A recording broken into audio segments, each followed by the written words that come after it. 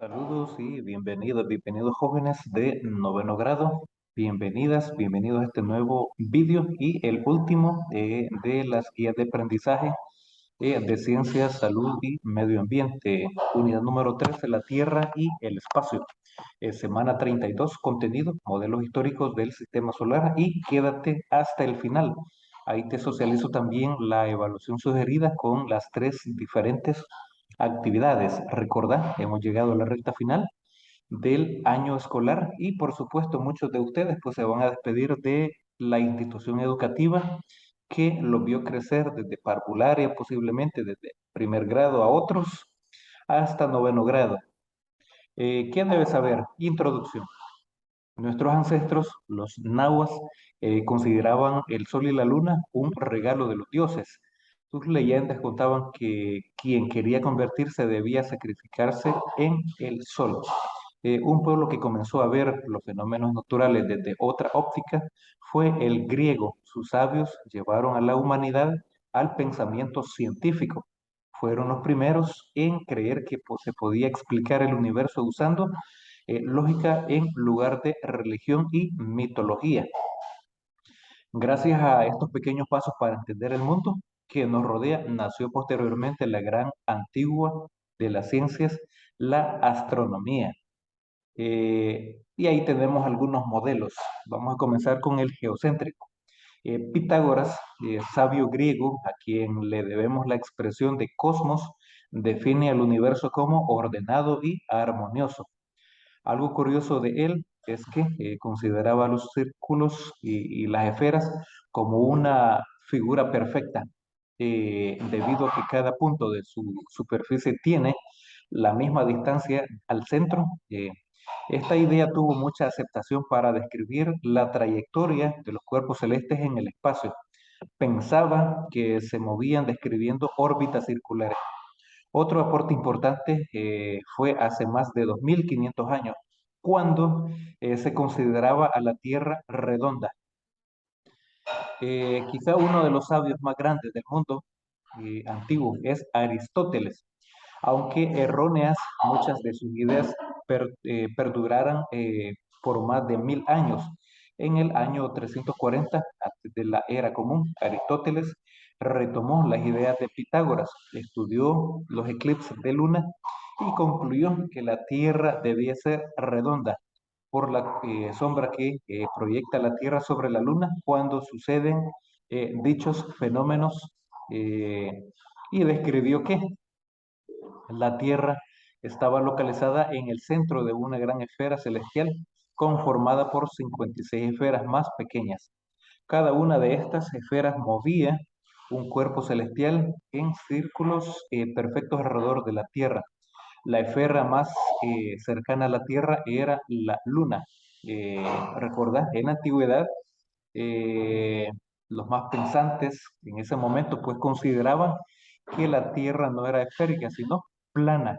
Y cualquiera que eh, podía, digamos, comentar algo diferente, pues era sometido a constantes burlas y posiblemente también a castigos.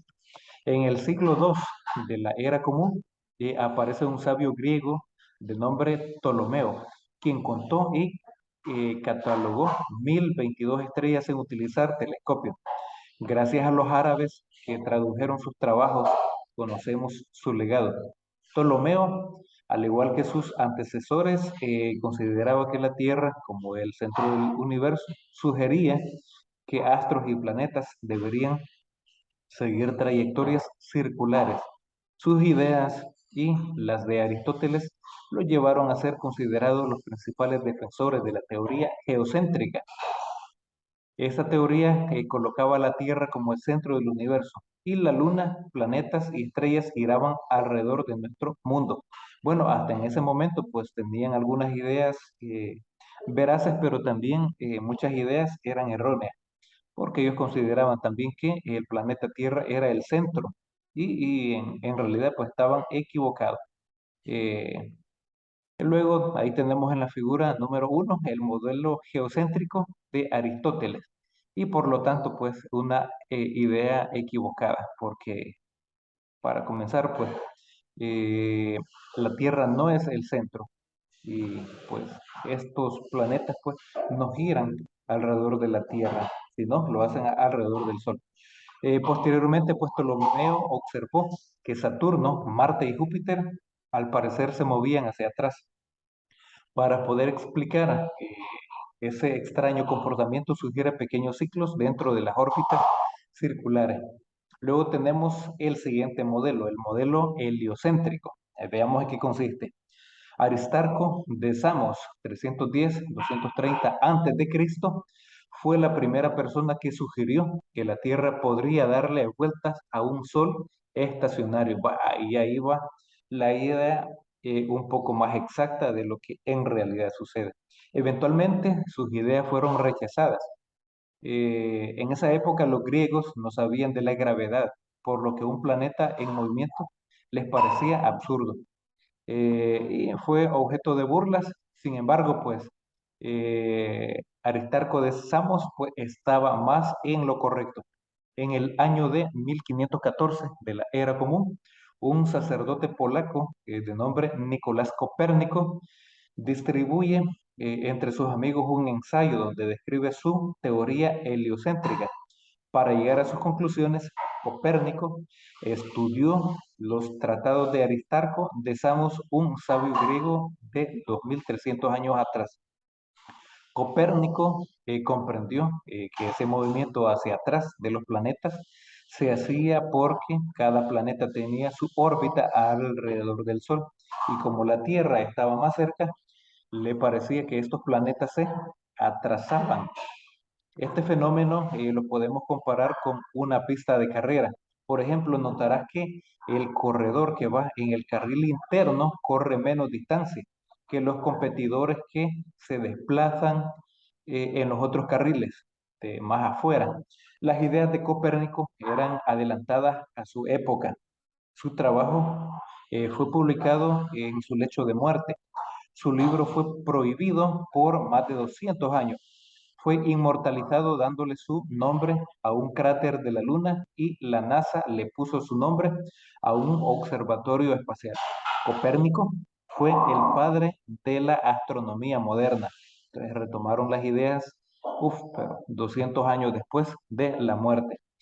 Tycho Brahe nació 3 años después de su muerte de Copérnico, siendo el último de los astrónomos que contempló los cielos con sus ojos ayudado por un astrolabio y cuadrante, dos palos en forma de cruz.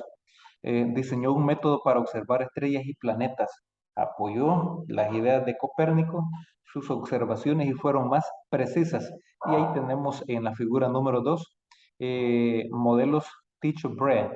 La Tierra era el centro, alrededor de ella gira el Sol y la Luna, pero alrededor del Sol gira Mercurio, Venus, Marte, Júpiter y Saturno. Ya la idea como que iba revolucionando, se iba aperturando, sin embargo todavía estaba la idea errónea, pero ya ahí se iba, digamos, haciendo la simulación de lo que era un poco más pertinente.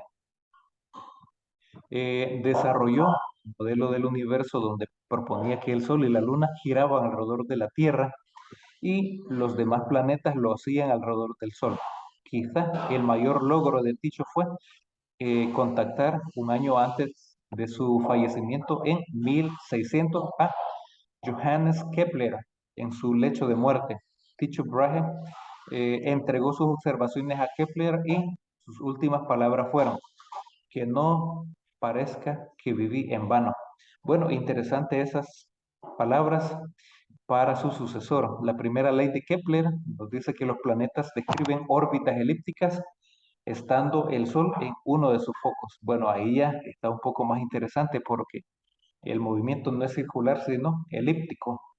Pero ¿por qué los planetas describen movimientos elípticos? El objeto más liviano está en órbita alrededor de los más pesados. Y el Sol, de lejos, es el objeto más pesado del sistema solar. El Sol es 100 veces más pesado que el planeta más grande, que es Júpiter. Por lo tanto, Kepler afirmaba que los planetas se movían en órbitas elípticas, pero que su velocidad es mayor cuando están más cerca del Sol. Estos son más rápidos, cuando están más alejados del Sol van dando esas vueltas, pero poco más lentas. Kepler aún no alcanzó a deducir que los planetas se atraen por fuerzas gravitatorias, pero sus leyes aún se aplican para estudiar los movimientos de los astros. Y tenemos en el numeral 4 las leyes de Kepler, que son leyes bastante interesantes, y Kepler decidido a encontrar un modelo del universo, se apoyó en los trabajos de Tycho, los cuales confirmaban el modelo de Copérnico. Hasta el momento, todos los sistemas planetarios existentes hablaban de trayectorias circulares, pero el movimiento de Marte no encajaba con este tipo de trayectoria. Luego de años de trabajo, logró ajustar la trayectoria de Marte a una elipse, desechando de esa forma las órbitas circulares que fueron incuestionables durante siglos. Sus observaciones le permitieron plantear tres leyes que describieron el movimiento de los cuerpos celestes. Y ahí ya entró eh, para desclasificar, digamos, los movimientos circulares a movimientos elípticos. La primera ley de Kepler, conocida como la ley de las órbitas, puede ser enunciada así. Todos los planetas se mueven en órbitas elípticas en torno al Sol, el cual ocupa uno de sus focos.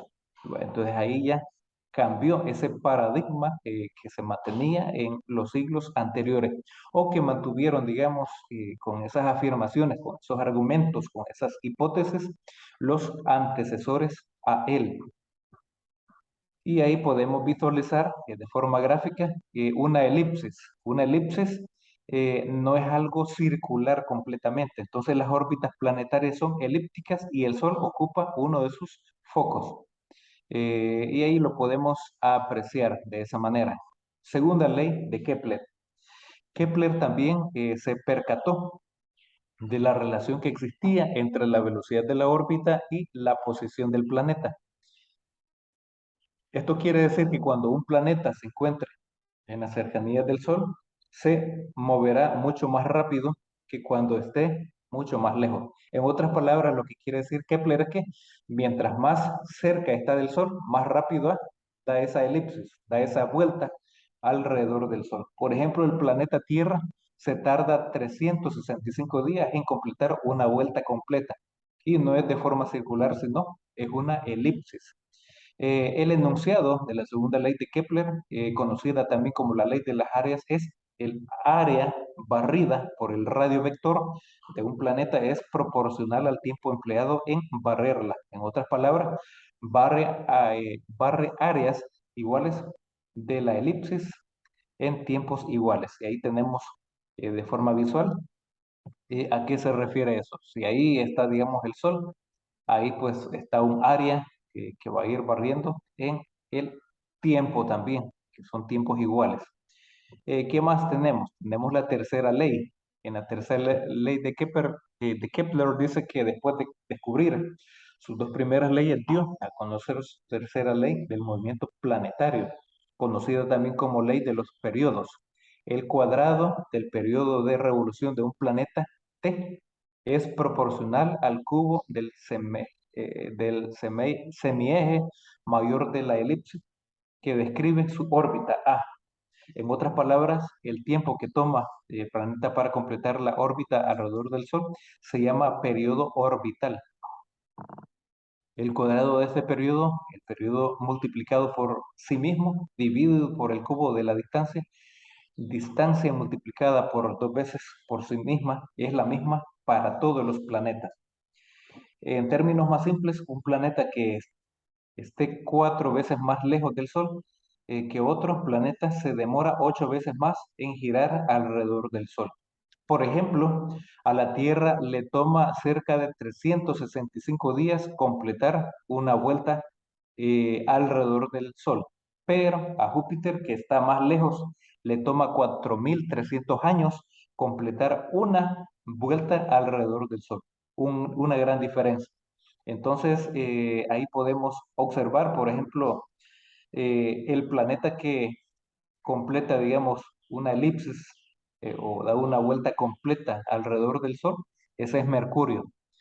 Luego lo hace Venus, lo hace un poco más rápido. Luego tenemos el planeta Tierra, lo hace en 365 días. Luego Marte se tarda más, Júpiter se tarda más, Saturno se tarda más tiempo. ¿Por qué? Porque esto está, digamos, estrechamente relacionado con la distancia que se tiene del Sol, que es la estrella fundamental en nuestro sistema. Y ahí tenemos en la figura número 5 la tercera ley de Kepler, órbitas elípticas. Luego, una vez que has elaborado un breve resumen de lo más fundamental, sacando las ideas principales, pues ahí tenemos el ponte a prueba. No me voy a detener en esta actividad porque ya sé que tenés la clave de respuesta y que lo puedes hacer muy bien. Tareas de la semana. En la actividad número 1 dice qué forma puede tener la trayectoria de la Tierra. Eso vale 40%. Y ahí se van a utilizar algunos materiales. Ahí básicamente es un experimento el que vas a hacer. Toma tu tiempo para poderlo hacer y ahí te dejo como la figura de cómo debería de quedar. Recordá, vas a necesitar dos tachuelas, en la cuerda, el lápiz, y ahí vas a colocar, digamos, la cuerda en ambas tachuelas, y ahí con el lápiz vas a dibujar una elipse. Y las respuestas de las preguntitas de la número 1 te la tengo ahí. Dice, ¿qué observa? Pues curvas cerradas en forma de óvalo. ¿Qué figura se forma cuando ambas tachuelas se encuentran en el centro? Pues cuando ambas están en el centro se forma una circunferencia, pero cuando esas tachuelas no están juntas, están un poco separadas, entonces sería una elipse. Es ahí donde se describe. Ahora, ¿cuál sería la diferencia entre un círculo y una elipse? Pues el círculo es una figura plana formada por una circunferencia y su interior. Y la elipse es el lugar geométrico de los puntos del plano cuya suma de distancias otros dos fijos, llamados focos, es constante. Y ahí lo tenemos. Ese es para la actividad número 1. Ahora volvamos a la actividad número 2. Dice, los planetas y las estrellas tienen forma de bolas 30%. Ahí pues están las indicaciones a seguir, los materiales que vas a utilizar, el procedimiento y básicamente aparecen unas preguntitas. ¿Qué ves en el agua? Ahí tenemos esa pregunta. Luego tenemos estas otras por ahí. ¿Qué sube dentro del agua? ¿Por qué la burbuja? Pero estas te las respondo en la siguiente página. Ahí tenemos la número 2. ¿Qué ves subir en el agua? Pues tú sabes que al tratar de revolver o combinar eh, el agua con el aceite, pues estos no se pueden revolver realmente. Entonces lo que sube primero es el agua, perdón, el aceite, porque el agua tiene mayor densidad que el aceite. Luego la siguiente pregunta dice, ¿qué sube dentro del agua? Pues ahí ya le has agregado sal, entonces la sal ya hace de que se observen, digamos, diferentes fenómenos y uno de ellos son las burbujas. Luego, ¿por qué las burbujas toman forma redonda? Pues, las burbujas son redondas, esféricas, porque hay una fuerza de atracción llamada tensión superficial y por la presión debido a la densidad de la mezcla. Aquí pues tenemos agua, aceite, sal. Entonces, siempre tiene que cambiar un poco la densidad, la presión que ejercen esos alimentos y por eso es de que las burbujas adquieren una forma redonda dentro de ese compuesto, dentro de esa mezcla. Luego en la actividad número 3 que la tenemos ahí, dice, la Tierra es redonda, la Luna también, 30%. Y ahí hay que leer un poco de información, ahí tenemos los materiales, el procedimiento y por ahí tenemos las preguntitas que se van a responder en base a la observación y también redactar un resumen del experimento. Eso lo vas a tener que hacer tú en base a la creatividad, en base a lo que has observado. Y aquí te respondo la pregunta. Dice, ¿se parecen las dos sombras? Pues sí, se parecen ambas sombras, con un lado circular. ¿Recordás? Pues este es un como simulador un simulador de lo que sucede en la realidad cuando se da un eclipse lunar o solar, donde básicamente pues con la sombra de, de la luna pues se oscurece y se puede visualizar, digamos, lo que sucede en la realidad con la sombra que se proyecta en la luna también. Y ahí, de forma circular, una parte de forma circular se va visualizando. Recordad, joven de noveno grado, esta es la última guía, se te ha dado acompañamiento y todo lo que se ha elaborado y abordado en este canal, pues son respuestas sugeridas que tú las puedes completar o complementar con tu creatividad, observando también, leyendo la información de cada guía. Y es así como hemos llegado básicamente al final. Al final, espero que esto sea de mucha utilidad y te deseo éxitos. Tal vez por ahí más adelante se van a abordar algunos videos más que te podrían ayudar, pero sí, si no te has suscrito a este canal, hazlo y siempre estar al pendiente. Hay que echarle ganas para tener éxito en el aspecto académico, jóvenes, y triunfar en la vida. Recordad, eh, esta es la teoría de la materia de ciencia, salud y medio ambiente. Saludos y muchas bendiciones.